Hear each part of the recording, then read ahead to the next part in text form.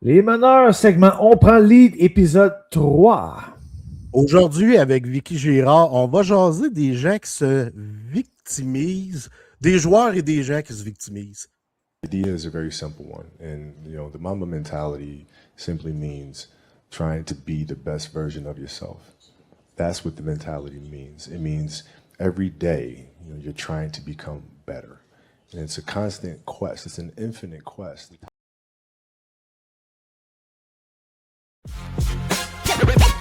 On va pas se mentir, c'est toi contre toi sur le terrain. Si tu mets les pieds sur ce terrain, il faut que tu te dises qu'il n'y a pas meilleur joueur que toi. L'avenir appartient à ceux qui se lèvent de bonne heure, qui remportent les honneurs, les vrais pros, les meneurs. On a la flamme qui fait raviver la répartie. On est les premiers arrivés puis les derniers partis. Black Mamba mentalité, pas besoin d'être validé. Surtout jamais baisser les bras, on s'est fait à l'idée. On garde la tête haute, peu importe le résultat. J'ai vu le 87 en série tirer sur le tas. Kevin Jeff sur le micro dans ton canal auditif. Aucun sujet sur la classe, les débats sont positifs. We believe, c'est fort qu'il faut mettre pour être au niveau. Let's talk about that, on se divise en 4 comme Jean Béliveau. Big shot à la gabière, avec ou sans teneur. On sait bien à quoi s'en tenir, fais ton choix, prends ta meilleure. 100%, on est ce type de donneur. Au fond c'est des forceurs, bienvenue dans les meneurs.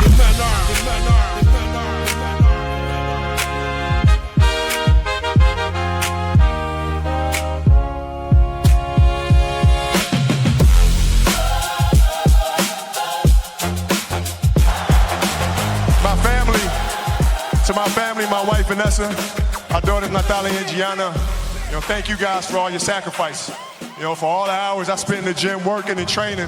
And Vanessa, you holding down the family the way that you have. I can't, there's no way that I can thank you enough for that. So from the bottom of my heart, thank you. And what can I say? Mamba out.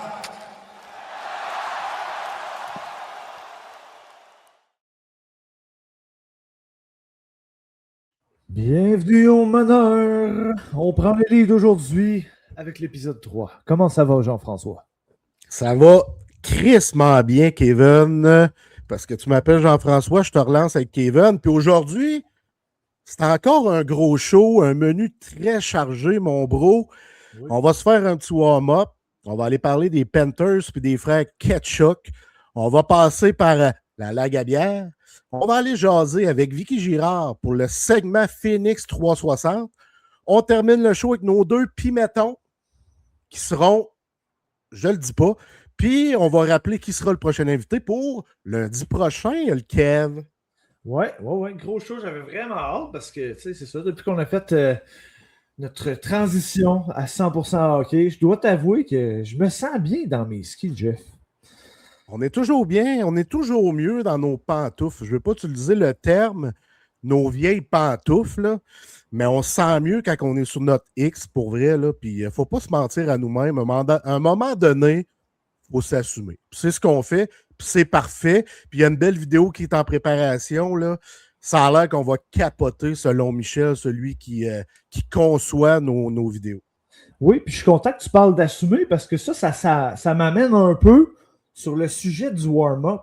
Puis c'est Brady Ketchuk. Moi, je voulais parler de Brady Ketchuk aujourd'hui parce que j'ai été particulièrement... Je dirais pas que j'ai été surpris cette semaine d'apprendre une transaction parce que je pense qu'on s'attendait tous à ce qu'il se fasse transiger. En Floride, c'est pas tant une grande surprise non plus. Tu sais, je pense que depuis 1 an et des poussières, on pouvait se douter qu'il voulait jouer avec son frère dans la Ligue nationale. On savait que ça allait arriver éventuellement, on savait juste pas quand. Fait que ça, pour moi, c'était pas une surprise. Il y a quelque chose qui est venu me chatouiller un peu, Jeff. Par exemple, je dois te l'admettre, là. Lors de son entrevue de fin de saison, il a confirmé qu'il ne voulait pas être échangé. Il a confirmé qu'il voulait gagner avec les Sénateurs d'Ottawa.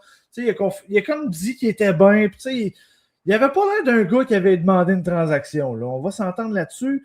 Puis là, plus tard, tu apprends que quand il est transigé aux Panthers à Floride, Steve Staios confirme que Brady Ketchuk a demandé une transaction. Fait que tu sais, qui dirait... Qui ment, je ne sais pas. On ne sait pas exactement le timeline de ce qui s'est passé. Mais si vraiment Brady Ketchuk avait l'intention vraiment de quitter les Sénateurs d'Ottawa, ce que je pense qui est la vérité, d'après moi, ça c'est ma vérité, je crois que Ketchuk voulait quitter Ottawa tôt ou tard, mais il aurait dû être franc avec les partisans puis avec les médias. Regarde, ça va Tu sais, je veux dire, Gallagher, il l'a fait, là. Il l'a avoué en fin de saison avec les Canadiens. Regarde, je pense que c'est le temps de passer à autre chose. Je pense que Brady Tkachuk, en tant que capitaine, en tant que porte-parole des sénateurs d'Ottawa, il aurait dû être honnête avec les gens de l'organisation et les partisans, selon moi. Ouais, oui et non. Tu sais, c'est rare qu'un gars va se présenter devant les médias puis qu'il va aller dire bon, ben, c'était mon dernier match, je ne veux plus être ici, je vais être échangé.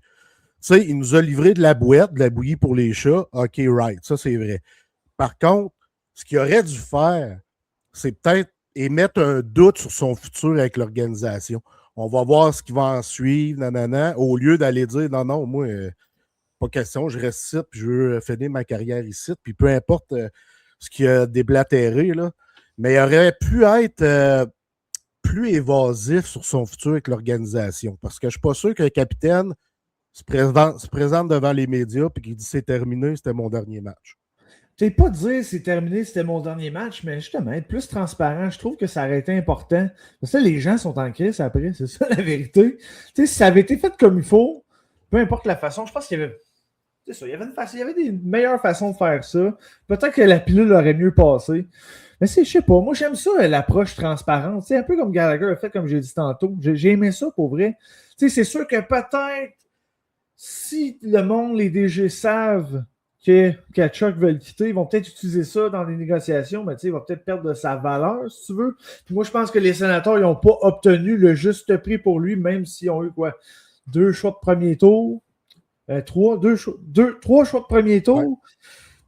Je pense qu'il aurait pu se permettre un joueur d'alignement aussi, mais bon, regarde, on ne sait pas ce qui se passe à la table des négociations, mais c'est ça. J'ai été déçu de comment ça s'est passé. Puis...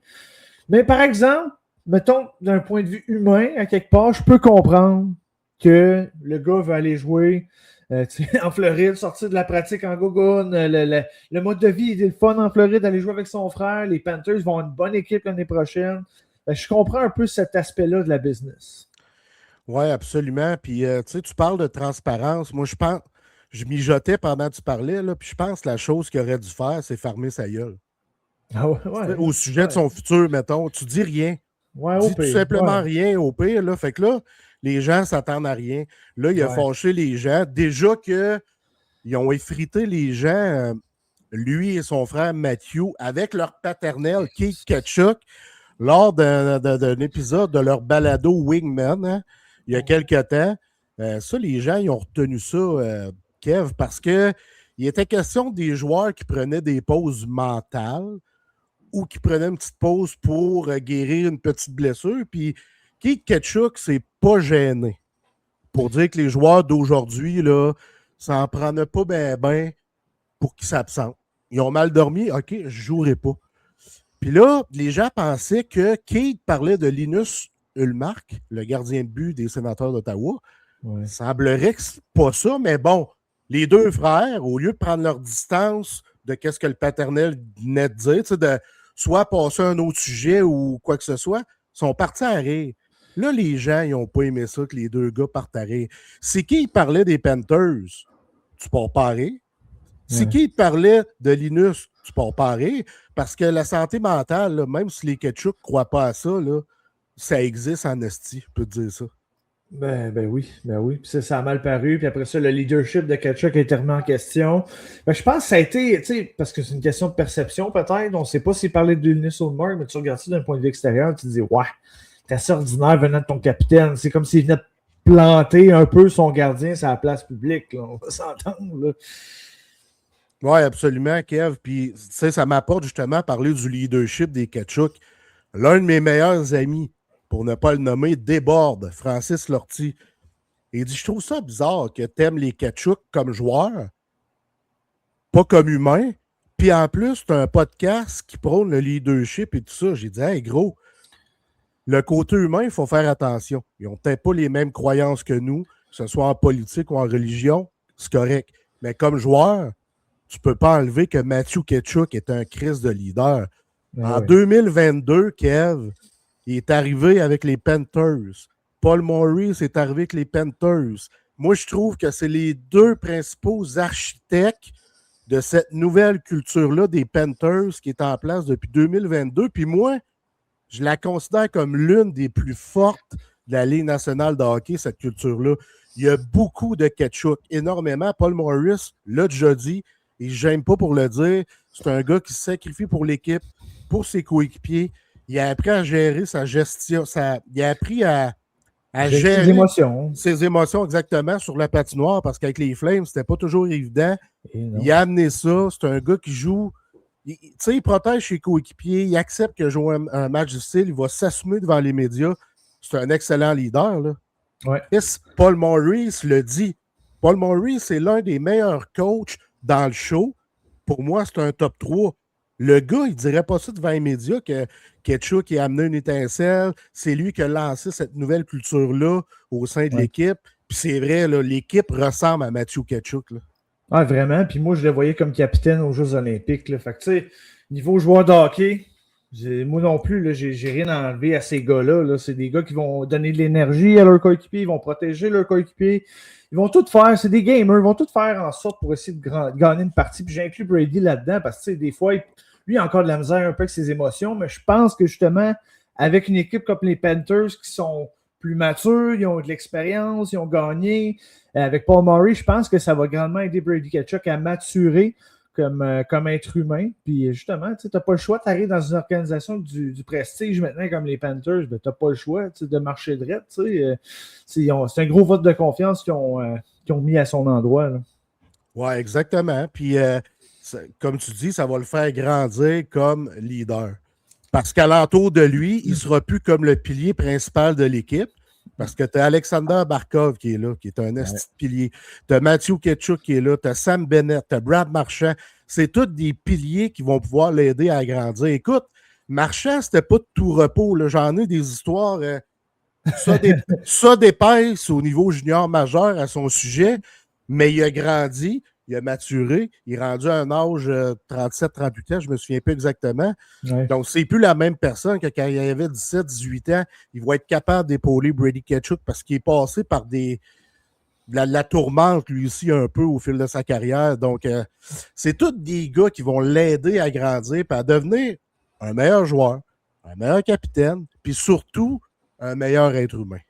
Ouais, ben c'est ça. Je pense que tu peux apprécier un joueur de hockey aussi pour le joueur qu'il est. Non, faire une coupure avec l'humain, des fois, tu n'as pas le choix. Tu sais, mettons, par exemple, moi, je suis un grand fan de Tage Thompson, le joueur de hockey, joueur très talentueux. Tu sais, on l'a vu à maintes reprises contre le Canadien martyriser les gardiens de but avec son missile en avantage numérique. Mais pour ne pas le dire, c'est un fan de Donald Trump. Fait que, tu sais, ça me rejoint moins, mais je suis capable de dire que j'aime beaucoup le joueur de hockey. Fait que, tu sais, des fois, c'est important de faire une coupure, puis tu n'as pas nécessairement le choix parce que, tu sais, au final, c'est pas tout le monde qui rejoint tes valeurs, puis il faut que tu fasses des choix dans la vie. Exactement. Puis on en fait des choix, puis on a choisi aujourd'hui de jaser avec Vicky Gérard d'un dossier qui me titille depuis longtemps. Fait que là, sans tarder, Kev, on va présenter la gabière, puis on va rentrer Vicky, parce que j'ai hâte en hostie. Ouais, puis là, ben, comme un petit peu les derniers shows, on a tapé le matin, fait que je me calerai pas une bière un matin, bien qu'elle est sans alcool. Fait qu'aujourd'hui, je vous présente la IPA, que j'ai déjà essayé une coupe de show au préalable. Je l'avais trouvée excellente, puis même, écoutez, à quelque part, il est midi quelque part, puis toutes les occasions sont bonnes pour consommer de la gabière. Fait que je vous la recommande fortement. Excellente après une bonne journée de travail intense, que ce soit à l'extérieur ou dans le bureau. Une stout de la gabière, c'est la meilleure stout sans alcool, sérieusement. Moi, je la considère plus comme une bière d'hiver. Quand j'écoute un match de hockey, là, une bonne stout l'hiver, là, mais elle se boit super bien quand même pendant l'été. Donc, c'est le produit sans alcool de la gabière que je présente aujourd'hui, mon Kev. Et là, on s'en va rejoindre Vicky Girard pour le segment Phoenix 360. En direct de Punta Cana. Oh, il fait tellement chaud ici, my God! Bon matin, messieurs! Comment ça va?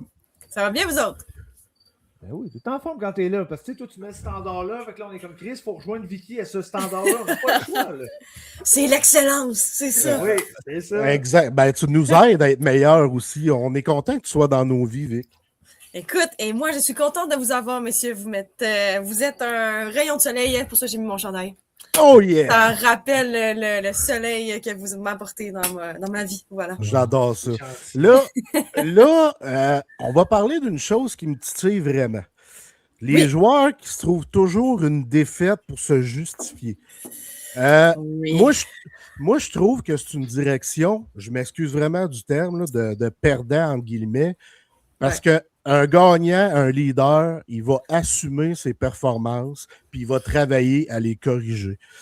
Je me souviens, juste avant de te laisser la parole, Vic, en 2007, je rencontre mon mentor, Pierre Cloutier, puis la première chose qu'il me dit, quand je te demande quelque chose, là, cherche-moi pas mille et une défaites. Dis-moi la vérité, puis assume-toi. C'est comme ça que tu vas devenir une meilleure personne, puis un meilleur joueur. Parce que j'ai trouvé ça intéressant qu'il me dise ça. Je viens de le connaître, puis c'est un monsieur intimidant, puis il me lance ça. OK, parfait. J'adhère à ça. Fait que depuis ce temps-là, j'ai adhéré à ça. Ouais. Puis quand des gens n'adhèrent pas à ça, là, j'ai le shake par en dedans, je suis choqué. Ouais. Mais écoute, ça peut être. Là, je tiens quand même à mettre un petit trigger warning ici. Là. C'est sûr que cet épisode-là, ça peut venir vraiment trigger beaucoup de personnes. Parce que qu'est-ce qu'on va jaser? Il y a énormément d'athlètes, énormément de monsieur, madame, tout le monde, de façon générale, qui vont adopter cette position-là. Là, quand tu dis que, maintenant, cette personne-là te dit de juste te dire la vérité, moi, je te relancerai en disant les gens qui font de la victimisation, eux-mêmes disent leur vérité à eux. Tu comprends? Oh! Oh! Et là, Elle est là, cette nuance. C'est ça, c'est le point que, là, je vous ai vraiment préparé quelque chose pour venir décortiquer ça, OK, pour faire en sorte que ce soit super clair de venir comprendre, OK? À la base, là, la victimisation, c'est pas un défaut de caractère, OK? Moi, qu'est-ce que je veux dire, c'est qu'à la base, la victimisation, c'est un mécanisme de protection qui devient une prison si on n'est pas capable de faire en sorte de s'en apercevoir. Okay? Parce qu'elle a une utilité, cette victimisation-là. Puis si tu dis à quelqu'un, ben là, arrête de te victimiser, là, voyons donc, fais juste assumer, fais juste dire telle affaire, dis-moi la vérité, la personne, ça va vraiment venir la challenger parce qu'elle te dit sa vérité à travers sa propre lentille à elle. Okay? Fait que là, c'est comme si que toi, tu l'écoutais pas. Fait que là, il y a vraiment comme un gros bundle par rapport à ça. Il y a 4 points super importants par rapport à la victimisation. Est-ce que vous êtes prêts, monsieur? On est toujours prêt. OK, parfait. La première chose, OK, le point numéro 1 par rapport à la victimisation, c'est que le cerveau va essayer de venir se protéger, OK? Il ne va pas nécessairement essayer d'être dans quelque chose qui est objectif, OK? Il veut juste venir se protéger, donc c'est une réponse de protection, la victimisation. Protéger, Vic, quand tu dis protéger son ego, genre? Je ne saurais mieux dire. Parfait. OK? C'est exactement ça. On vient protéger l'ego parce que c'est fragile, hein, l'ego. Et on se rappelle, au dernier épisode, là, il y avait l'ego aussi dans un autre contexte et c'était... Vous vous souvenez-tu? Nice. Exact. C'était par rapport au stress. NICE. Bingo. Fait que si l'ego n'est pas protégé, qu'est-ce que ça peut faire? Ça peut augmenter le... Stress. Bingo! Hey, vous êtes en forme! Ben oui! OK? Fait que ça peut venir augmenter le stress. Maintenant, si on rentre vraiment dans un concept un peu plus de psychologie, OK, pour venir expliquer la victimisation, c'est qu'il y a quelque chose qu'on appelle des biais cognitifs dans la vie. Est-ce que vous savez c'est quoi des biais cognitifs? Non. M'en dire non parce que je veux que tu l'expliques. OK? Toi, Kev? Ben, j'ai entendu le mot, je pourrais figurer un peu, tu sais, j'ai un peu l'image, mais je ne pourrais pas l'expliquer en mots. OK. Certaines personnes vont appeler ça, là c'est un gros mot, certaines personnes vont appeler ça des heuristiques, certaines personnes vont appeler ça des raccourcis mentaux. Bref, un biais cognitif, c'est juste une façon de voir la vie qui n'est pas toujours 100% objective. OK? Fait que c'est comme si on avait des filtres. Je vais vous l'expliquer de la même manière que moi je l'explique à mes athlètes. OK? Les biais cognitifs, là, c'est comme l'application Snapchat. Vous savez c'est quoi Snapchat? Oui. On prend une photo, puis avec un filtre, qu'est-ce que ça fait à notre visage? Ça le rembellit. Tu peux. Ça l'enlève les défauts qu'on veut enlever. Oui, mais ça c'est avec un seul filtre. Tu peux avoir un filtre que c'est un chien qui tire la langue. Ouais. Tu peux avoir un filtre que moi, je peux avoir une grosse barbe, qu'on peut avoir une moustache, bref. N'importe quoi. Un biais cognitif, c'est comme si on avait le filtre Snapchat, mais dans notre cerveau. OK? Fait que ça fait en sorte de venir voir un peu la vie de certaines manières différentes. Et il y a un filtre Snapchat dans notre cerveau qui s'appelle le biais d'attribution fondamentale. Okay? Un gros mot. Va tomber en bas de ma chaise. On va pas y débarquer. Ça, qu'est-ce que ça veut dire? Le biais d'attribution fondamentale, c'est que ça veut dire qu'on va venir attribuer une cause à quelque chose. Là, ça a l'air vraiment flou, mon affaire. Checkez bien ça. Quand que les autres vont échouer, OK? Fait que mettons qu'on joue au hockey ensemble, on se fait une game de horse, OK? Puis que là, moi, je dis, on pogne la crossbar, puis vous n'êtes pas capable de la pogner, la crossbar. Je suis comme, là, c'est juste parce que tu veux pas assez, là, force-toi, t'es donc bien paresseux. OK? Donc, on va rejeter la faute sur le caractère de la personne. OK? Fait que, tu sais, mettons, dans la victimisation, les athlètes, mettons qu'une équipe va perdre, ben, l'athlète va dire, mais là, c'est ça, c'est les autres, là, ils se forçaient pas assez, là, comme moi, je veux vraiment, puis eux, ils se forcent pas. Ouais. OK? Ça en fait partie. Exact. Ouais. Inversement, si c'est moi qui échoue, ben, je vais venir attribuer ça aux circonstances. Mais là, le ref, là, il était vendu pour l'autre équipe. Là, on a été joué à Québec, c'est un ref de Québec, c'est sûr. Là. Okay? Ou bien que le coach ne m'a pas assez donné de temps de jeu, ou c'est la faute de mes parents, là, ils ont créé des gradins, ça m'a déconcentré. Okay? C'est les circonstances. Donc, le biais d'attribution fondamentale, c'est vraiment cette chose mère au centre là, de la victimisation. Donc, c'est là qu'on est capable de faire le lien à savoir, mais c'est pas le cas finalement de quelqu'un qui se victimise. Là, c'est quoi les phrases habituellement qu'ils peuvent dire? Mettons qu'on en sort quelques-unes de même. Là. C'est quoi les phrases qu'ils peuvent dire? C'est de sa faute à lui, c'est lui, c'est pas moi. C'est tout la faute des autres. Ouais. Exact. Le blâme est rejeté sur quelqu'un d'autre. Ouais. Mm-hmm. Tout le temps. T'sais? Fait que c'est vraiment de faire en sorte que moi, je viens me séparer et que mon ego, il est correct. Okay?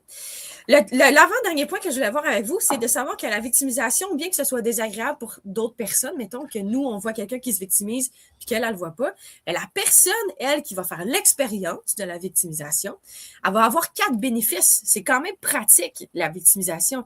Le cerveau ne va pas agir de cette manière-là pour te faire suer. Le cerveau est tout le temps en mode survie. Fait clairement, si cette chose-là, elle existe dans la tête, ben c'est parce qu'il y a une raison. Okay? Et ces raisons-là, on en a 4.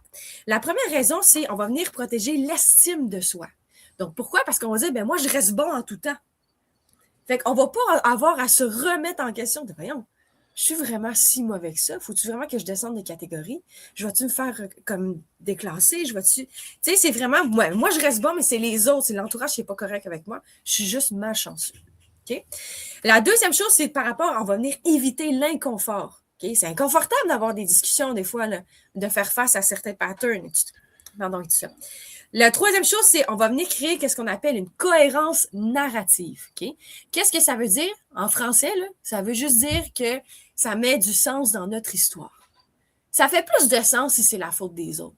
C'est arrivé ça, événement A est arrivé, événement B, la faute des autres, mais A plus B, bingo, ça fait C. Moi, ça fait du sens dans mon histoire. Okay? Et le dernier point, c'est une validation sociale. Tu sais, il y en a là, qui vont dire, mais c'est la faute des autres. Puis là, il y en a qui vont dire, c'est sûr, Minou, c'est pas juste, hein. Colin, toi, c'est tout le temps difficile, tu l'as tout le temps dur.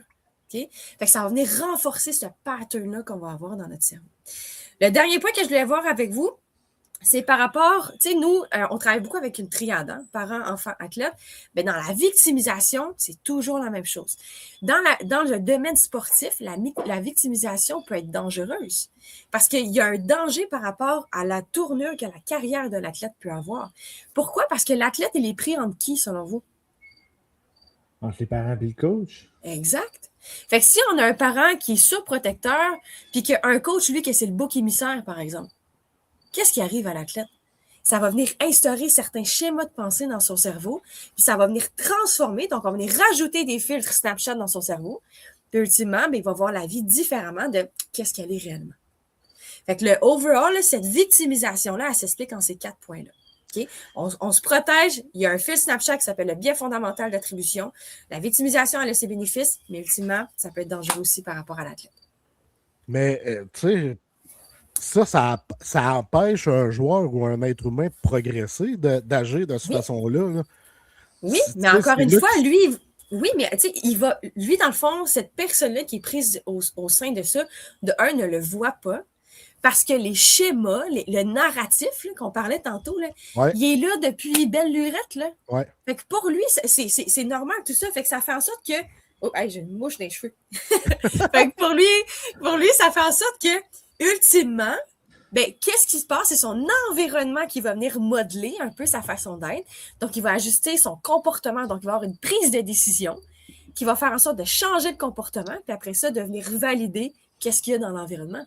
Fait que pour lui, ça fait juste du sens de rejeter la faute sur les autres. Il est bon, c'est les autres qui sont pas corrects. C'est l'équipe qui est pas assez qui veut pas assez gagner, là, c'est à cause des autres.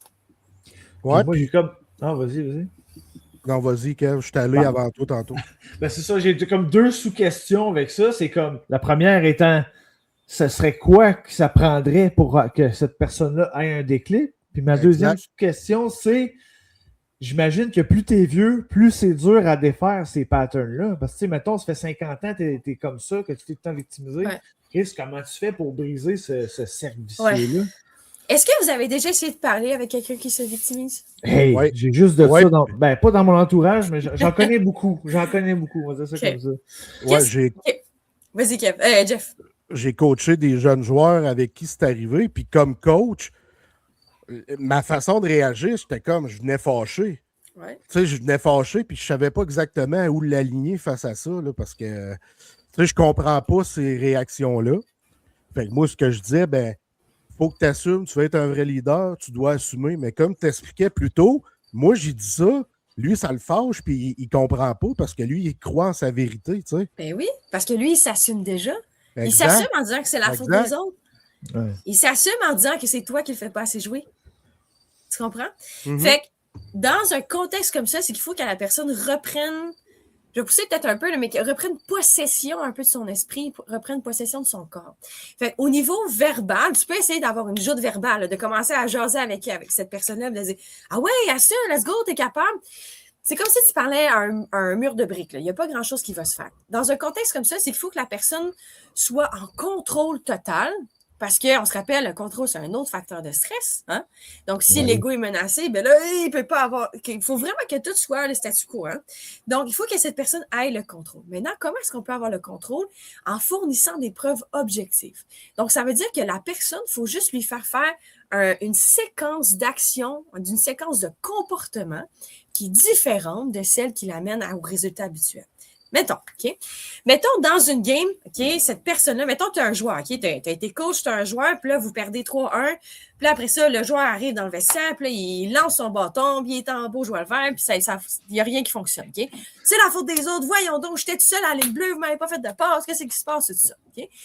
Bien, cette séquence comportementale-là, c'est quoi? Ça veut dire que sur la glace, il va percevoir un stimulus qui va dire « Je n'ai pas reçu la passe », les autres sont contre moi, donc j'en tire la conclusion que je suis blablabla, victime et compagnie. Okay? Ouais. Le match termine, l'arbitre siffle. Quand l'arbitre siffle, ça fait juste renforcer la colère que j'ai. Je sors de la patinoire, OK? Je suis en beau joueur vert, je vais pencher ma tête, je vais froncer mes sourcils. Tout ça, ça va juste venir empiler, OK? Cette séquence de comportement-là qui va mener au fait de lancer son bâton puis de péter une coche contre ses coéquipiers. Si, inversement, on est capable de faire en sorte de, dans cette séquence-là, de faire une action, pas toute, juste une action qui va être différente. Peu importe. Puis, en tant que coach, vous pouvez la choisir si vous voulez venir aider quelqu'un. Fait que ça pourrait dire, par exemple, que lui, il va être le dernier à sortir de la glace, parce que souvent, c'est le premier qui est en beau fusil. Là. Bien, il pourrait être le dernier à sortir de la glace. Ça pourrait être que quand il s'apprête à rentrer dans le vestiaire puis qu'il est fâché, bien, ton assistant, par exemple, l'apostrophe, va juste le prendre sur le côté, de faire « Hey, viens-t'en », puis on va juste faire des push-ups à terre. Okay? On va se défouler à terre. N'importe quoi qui va venir briser ce cycle-là. Parce que quand tu viens briser ce cycle-là, c'est comme, oups, là, c'est nouveau. Ça va déstabiliser et tu es capable après ça de faire un nouvel apprentissage. Fait que plus que tu es capable après ça de répéter ce nouvel apprentissage-là, ben, tu enlèves l'ancien qui était vraiment consolidé en mémoire, tu en mets un nouveau, tu le répètes. C'est comme quand tu fais du vélo, à un moment donné, ben, tu tiens en équilibre. Fait que le comportement change, la manière de penser, va venir changer. Fait que c'est un travail de longue haleine. Écoute, c'est sûr que ça se fait pas du jour au lendemain. Par contre, ça peut se faire rapidement si tu as un athlète qui est prêt à faire ce genre de choses-là. Et quand on dit qu'il y a un athlète qui est prêt, il faut que l'athlète, lui, c'est de lui demander est-ce qu'il est bien là-dedans. Est-ce que en ce moment, les comportements que lui, il fait, les pensées qu'il a, est-ce que c'est utile pour toi? Fais juste poser ça. C'est utile pour toi. Comment? Ben mettons là, qui est vraiment fâché. Puis c'est ça, vous m'avez pas fait de passe, c'est à cause de vous autres qu'on a perdu. Non, tu fais, hey, c'est utile en ce moment. Ben là, ouais, parce que je suis fâché. Ouais, attends. Je t'ai pas demandé de venir cracher ton poison ces autres. Je t'ai demandé si toi, c'était utile pour toi de dire ça. C'est quoi la conséquence en ce moment de dire cette phrase-là et de quelle manière ça va venir t'aider? Si la réponse est non, parfait, ben on va juste venir shifter. Fait que le but, c'est d'enlever ce filtre Snapchat-là en tête en fournissant de nouvelles preuves sur lesquelles on peut aller. Les explications de Vicky avec les petits oiseaux en arrière, c'est tout le temps. C'est tout cute, hein? C'est tout le temps cute, puis on comprend toujours qu'il peut être difficile à comprendre. Écoute, je suis là pour ça, hein? C'est mon travail. Hey, calique que tu fais bien ça. Tu as fait tes devoirs encore une fois. Vicky, Kev, avais-tu d'autres questions pour notre Vicky nationale? Non, je crois pas, mais à part, tu sais, justement, je parlais de ma deuxième sous-question de tantôt avec l'âge qui avance, puis tout ça. Pourquoi c'est plus difficile à faire des réalisations? OK. Est-ce que vous êtes prêts à une analogie, monsieur? Oui! Cette analogie-là, je vous le dis, elle est réservée juste à mes athlètes habituellement. Okay? Je t'ai fait une passe à la palette, pas le choix de C'est en primaire. Oui, c'est en primaire. Est-ce que vous avez déjà vu un champ de blé dans votre vie? Of course. Oui. Imaginez que vous avez un champ de blé et qu'il y a une maison derrière, à l'autre bout de ce champ de blé-là. Et je vous dis, hey les boys, la maison, mettons, c'est la maison de vos parents. Okay? Je dis, hey les boys, à soir, il faut aller dans la maison de vos parents, mais là, il n'y a pas de chemin. Fait qu'il faut traverser le champ de blé. Qu'est-ce qui va arriver en traversant le champ de blé? Ben, tu vas piler sur le blé. S'il n'y a pas de chemin, tu vas. Ça se peut-tu, mettons, je vais te challenger un peu là-dessus. Ça se peut que tu te fasses graffiner, mettons, au visage. Ouais, plein de bébites, tout. Plein de bébites. Ça se peut que tu te perdes. Hein? Que on ne sait pas trop où finalement la maison était là, puis là, on est rendu ici, on ne voit rien. C'est des hautes brindilles et tout ça. Ouais. Mais imagine que tu fais ça une fois. Puis là, demain, on se rencontre encore, puis je vous dis, hey les boys, la même affaire, on s'en va chez vos parents. Fait que là, on reprend encore le même chemin. Qu'est-ce qui arrive aux brindilles au bout d'un mois? Ils sont tapés. Ils sont tapés. Fait que est-ce que le chemin est plus facile ou il est plus difficile? Plus facile. Exact. Fait que ce chemin-là plus facile, dans la vraie vie, mettons, au niveau du cerveau, ben, ce sont des patterns. Okay? Ça veut dire que c'est des actions que nous, on sait exactement qu'on va prendre puis que ça va être plus rapide d'avoir le résultat.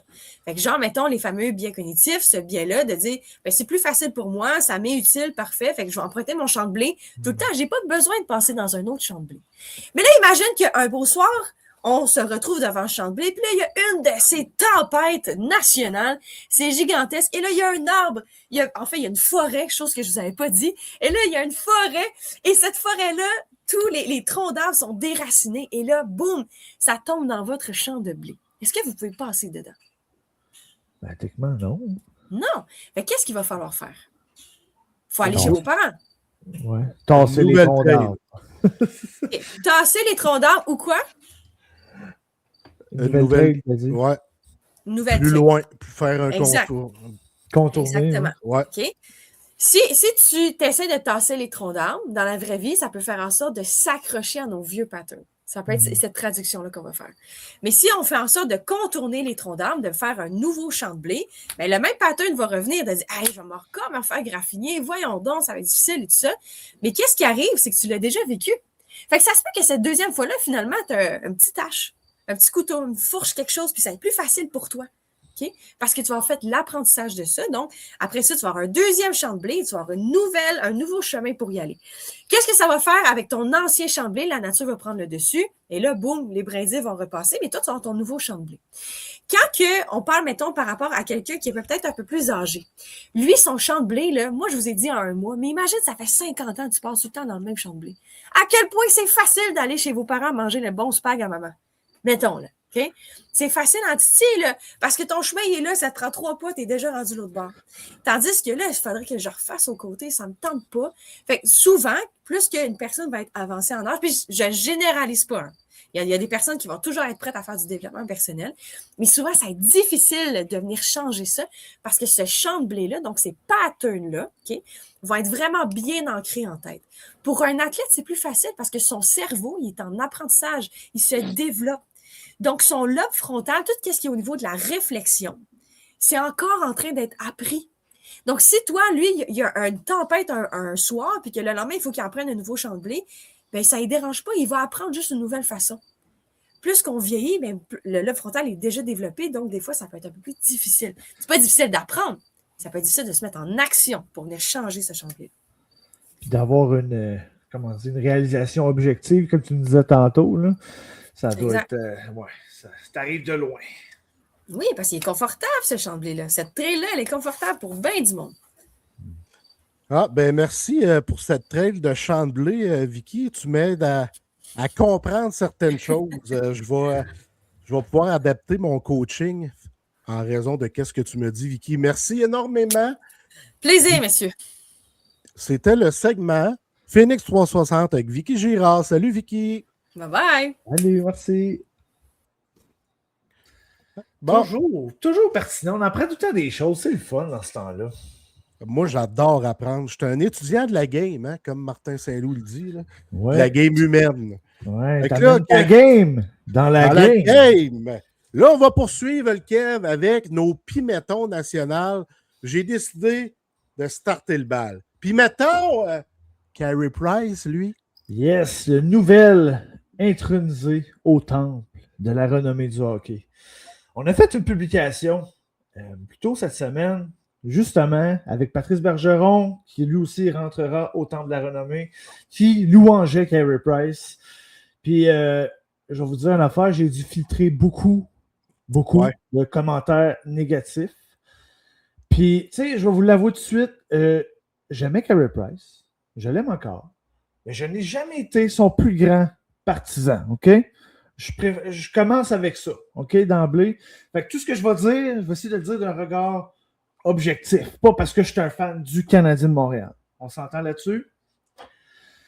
Price a joué avec des clubs médiocres chez le Canadien de Montréal. Son premier centre, la plupart de les deux premiers centres, en fait, les trois joueurs de centre numéro 1 qu'il y a eu durant sa carrière, la majeure partie du temps, ça a été Tomáš Plekanec, David Desharnais, puis Saku Koivu. Tu sais? Juste ça parle fort. Ces deux joueurs vedettes qu'il y a eu, mettons, pour la majeure partie de sa carrière, ça a été comme Markov, Subban, un peu de Weber. Pas eu de club avec le Canadien de Montréal. Tu sais, Price, il a joué de 2008 à 2021. Puis malgré tout, Carey Price a connu une carrière individuelle légendaire. En 2014-2015, il a remporté 4 trophées individuels du jamais vu dans la Ligue nationale de hockey. Le Ted Lindsay, remis par ses pairs, donc les autres joueurs de la Ligue nationale. Il l'a gagné. Trophée Hart, le joueur le plus utile à son équipe. Il l'a gagné. Vézina Jennings, les 2 trophées individuels de gardien. Il les a gagnés. Si ce n'était pas de sa blessure l'année suivante, le Canadien était premier, je pense, avant les fêtes en 2015-2016, puis avant qu'il se blesse. C'est ça. Puis à la fin de la saison, le Canadien a fini par ne pas faire les séries. Ça vous donne une idée de l'impact que Carey Price avait dans le Canadien de Montréal. Ça, c'est sans compter ses autres honneurs individuels, OK? Je vous amène ça comme ça. 2022, trophée Bill Masterton. OK? Il avait fait sa sortie là, avec sa santé mentale. Sa santé mentale et tout ça. Ouais. Il l'a remporté. Tu sais, pour moi, c'est un trophée individuel très important qui prouve la résilience d'une personne. 7 matchs des étoiles dans la Ligue nationale. Il a fait partie de l'équipe du quart de siècle des années 2000.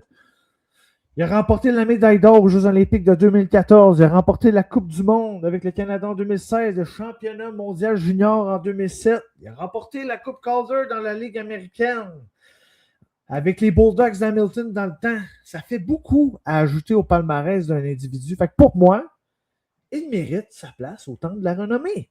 Puis l'argument qui sortait le plus... Attends, je veux juste la Coupe Stanley. Hein? Vas-y. Ben c'est ça. Il n'a pas gagné la Coupe Stanley. So what? C'est pas qu'il n'a pas essayé en 2021. Là. C'est lui qui a traîné le club jusqu'en finale. Je pense que les gens ils ont tendance à l'oublier. Tu sais, c'est sûr, il y avait du leadership. Il y avait un bon système de jeu qui fermait le jeu. Mais Price était là pour faire des miracles. Puis l'argument de il n'a pas gagné la Coupe Stanley, il ne mérite pas d'être au temple de la renommée, ce n'est pas valide. Ben, c'est pas valide, Kev. Sais-tu pourquoi? Vas-y. Parce que le temple de la renommée, là, c'est pas juste la NHL. Là. C'est le hockey. Temple de la renommée du hockey. Tu comprends? Fait que selon cet argument-là, tu es en train de me dire que Marcel Dion, il mérite-tu d'être au temple de la renommée? Ben, exact. Il y a 17 joueurs, je ne me trompe pas, Kev, qui sont au temple de la renommée puis qui n'ont pas remporté la Coupe Stanley. Tu sais, c'est pas juste Price, là. Fait que dans le fond, tu vas me dire que Dion, Iginla, Housley, Oates, Gardner, Perrault, Salming, Luongo. Fait que tu vas me dire qu'ils n'ont pas de Coupe Stanley, ils ne méritent pas d'être autant de la renommée? C'est ça que les gens sont en train de me dire? J'ai plus de questions, votre honneur. Ben, tu sais, au sujet de Carey Price, là, on dirait que c'est facile de le critiquer parce que joue pour le Canadien. Puis Price, c'est noir ou blanc. Les gens capotent dessus ou les gens ne l'aiment pas. Fait que les haters de Carey Price s'en permettent à qui mieux de venir critiquer, pas gagner de Coupe Stanley. Tabarnak. À analyser ses statistiques individuelles, tous les honneurs qu'il a remportés durant sa carrière, et ça justifie pleinement son adhésion au temple de la renommée du hockey. C'est le meilleur gardien de sa génération. Tout le monde le dit. Puis j'enlève rien au Luongo, Lomko et compagnie. Mais Price, il y avait... Pécariné, lui... Et voilà. Non, mais tu comprends, à un moment donné, soyons objectifs, puis il faut savoir aussi que le temple de la renommée, je l'ai dit plus tôt, c'est pas le temple de la renommée de la Ligue nationale de hockey, c'est le temple de la renommée du hockey, première chose. Deuxième chose, là, ceux qui votent ou ceux qui sont dans le comité qui votent, tu as des Luc Robitaille, tu as des Yarrow McGinley, tu as des Ron Francis, tu as des Joe Sakic qui analysent les performances des joueurs à se dire « OK, lui, il rentre. OK, lui, il rentre pas. » Hey, c'est-tu des têtes de hockey, ça, tu penses? Ben ouais, non, c'est des pieds de céleri, voyons. Tu sais, fait que, excusez pour le sarcasme, excusez pour ma petite montée de lait, mais on dirait que ça me fatigue. Tu sais, moi, je l'ai dit d'emblée, je suis pas le plus grand fan de Carey Price, mais à un moment donné, d'un regard objectif, t'as pas le choix de reconnaître le gars. À un moment donné, c'est comme... Il a littéralement traîné le club sur ses épaules, les gens, ils oublient ça. Je comprends pas, Jeff. Je comprends juste pas. Puis pour gagner une Coupe Stanley, là, tu sais, au fil du temps, ça fait longtemps que je suis ça. Ça te prend 2 joueurs de centre, des vrais, là, 1 et 2, là, mettons, comme Crosby-Malkin, un exemple. Ça te prend un esti de gros brigadier, mettons Christopher Le Temps, puis ça te prend un esti de goaler qui arrête le puck, mettons Marc-André Fleury. Tu comprends-tu?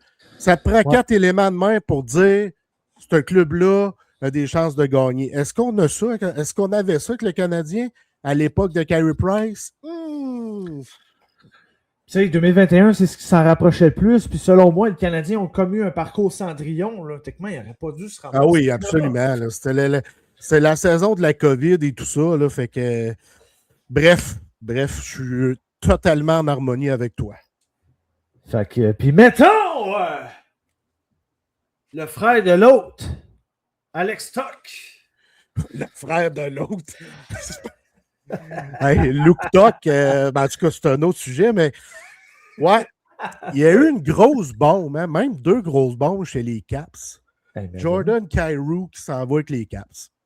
Et ensuite, Alex Tuch. Ouais. Pourquoi je veux parler de Tuch? C'est parce que j'ai vu beaucoup de négation en rapport à son contrat. Alex Tuch, c'est un joueur de 30 ans, puis il a signé un pacte de 8 ans pour une moyenne annuelle de 10,5 millions de dollars. Je le sais, c'est de l'argent en tabarnak. Mais les Caps ont les moyens. Ouais. La Ligue nationale fait plus d'argent que jamais. Le cap salarial a augmenté. Puis un joueur comme ça, là, plusieurs clubs, c'est très rare. Tu sais, c'est un attaquant de puissance qui est reconnu pour son intensité.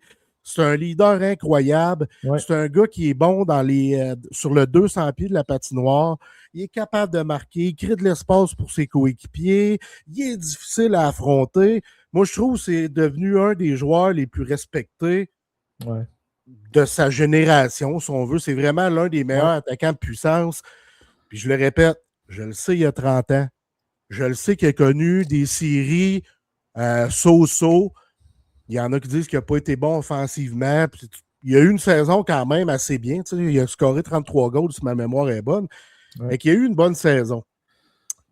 Mais les gens regardent le verre à moitié plein. On regarde tout ce qui est négatif au lieu de regarder le positif. Moi, j'aime ça regarder le verre. J'étudie le verre à moitié plein. Je voulais dire le verre à moitié vide. Je m'excuse. Mais moi, je regarde toujours le verre à moitié plein. Je suis un gars de moment présent. Est-ce que Alex Tuch va aider les Capitals dans le moment présent? Oui. Tu sais, juste avec ces 2 acquisitions-là, les Capitals redeviennent dans la catégorie des contenders. C'est sûr et certain. Exactement. Est-ce que Tuch va scorer 30 goals? Ah oui, c'est sûr. En santé, c'est sûr qu'il le fait. Exact. Est-ce que Tuck va avoir une 150 mises en échec? Oui. Est-ce qu'il va déranger devant le filet? Oui. Est-ce qu'il va faire partie du top 6 des Caps? Ben oui. Ça, c'est sans compter les autres mastodontes dans l'équipe. Exact. Puis la dernière chose, est-ce que son addition va permettre au capitaine de venir faire une dernière danse pour dire on fait tout all in, all caps pour aller à la Coupe Stanley? Moi, je crois que la réponse est oui. Ah oui, puis sont pleins les Caps. Ils sont forts partout. En avant, exact. en arrière, puis derrière le banc, parce que Spencer Carberry, on n'en parle C'est pas un assez. top. C'est un top, c'est un esti de leader, même. J'ai vu souvent ses speeches, là.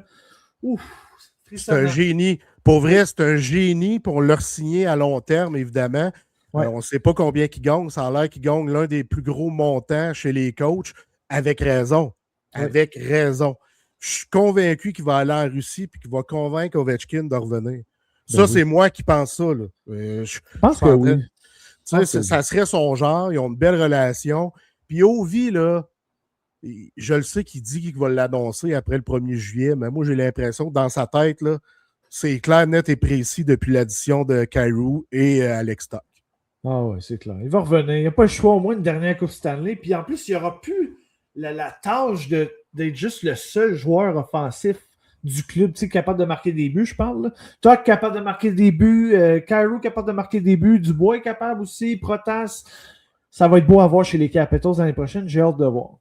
Ouais, moi aussi, mon Kev, ça va être très physique. Et voilà pour nos... Puis mettons...